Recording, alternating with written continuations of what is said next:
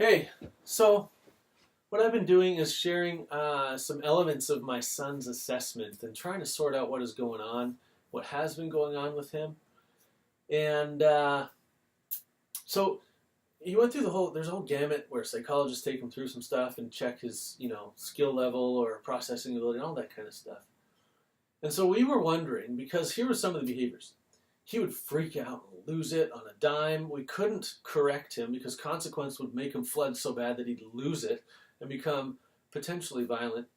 There's a few times where he threatened me and different things. And actually, I might make this another video some other time, but learning how to parent a kid differently has been really tricky for me and us as a couple. But basically, it's required me to go against all of my instincts in ways that I really never expected to have to do.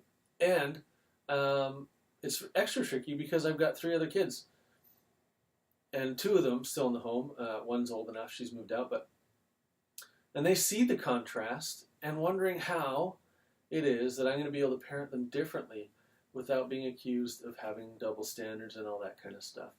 But that's for another time. For now, I wanted to share with you what the psychologist said after looking for things like autism spectrum, and which is also the Asperger's stuff. It's all in the same category.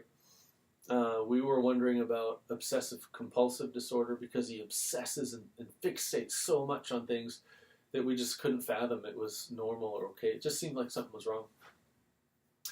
And his reactions and all of this stuff in the home were just so out of line. But what didn't line up was in social settings and at school, he just is the model citizen. Teachers love him. They see no issues. So we couldn't honestly figure out what was going on. But without the right information, we didn't think that we had the tools or had enough direction to know how to be good parents to him. So what ended up happening was we found out on these different scales that he is actually gifted in some areas. So we're thinking he might be on the low end, but it turns out he's way on the other side, on the high end. So he doesn't have autism, he doesn't have obsessive compulsive disorder, but he has this incredible ability. He's like in the 98th percentile in problem solving, which is off the charts and amazing. So he's gifted. But the problem is there's a normal range in the middle. And his ability to communicate and vocalize what he's processing over here is actually on the low end of normal. So he can't get out what's going on in his head. And so I've been trying to sort out an image for what that feels like or looks like, and that he can grab onto and possibly help him sort through what's going on inside. And so what we've done is I've decided, I use this illustration of the luggage rack at an airport. So one bag at a time comes out the chute, and you see the flap things open, and it comes around on the conveyor. I don't know if it's a belt, but the metal sort of thing that turns. And I was describing to him that he's got all these thoughts, and he's processed everything. So we want to put one bag at a time on the conveyor. What he is trying to do and can't do is he basically piles 10 bags up at that chute, and they pile up and jam up, and he can't get them out. So we're trying to sort through and start to ask him questions that help him figure out, okay, what's the first bag? Well, what's going on? What's the problem first? This is the problem. Good. What's the solution? Here's the solution. No, okay, specifically what's the solution? And breaking it down into bite-sized portions that he can now communicate, so we can bring him from a state of communicating at this level up closer to his processing ability. So now, as you can imagine, I've already talked about high sensory, developmental coordination disorder, so these two physical things, senses being bombarded, and now a body becoming exhausted with no core, in combination with generalized anxiety disorder. And now we have this gifted concept, which sounds great, that word, right?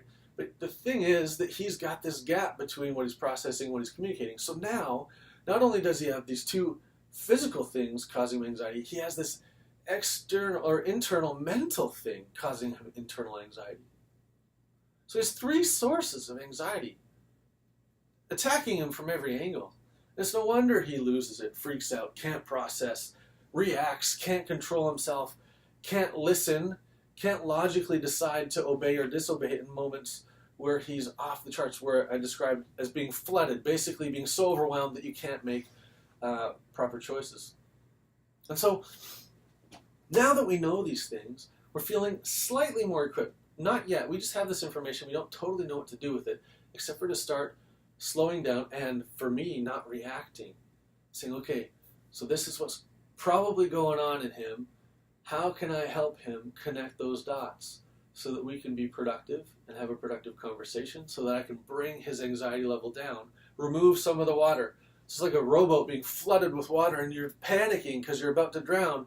Well, I need to get in that boat with him and start bailing it out and teach him how to do that for himself too. Teach him possibly how to not let quite so much in, at least when it comes to senses, and to slow what's coming out when it comes to processing. It's going to be a pretty intricate thing. It'll be tricky for us. But I'll also describe how that has shifted some of our parenting in the next video.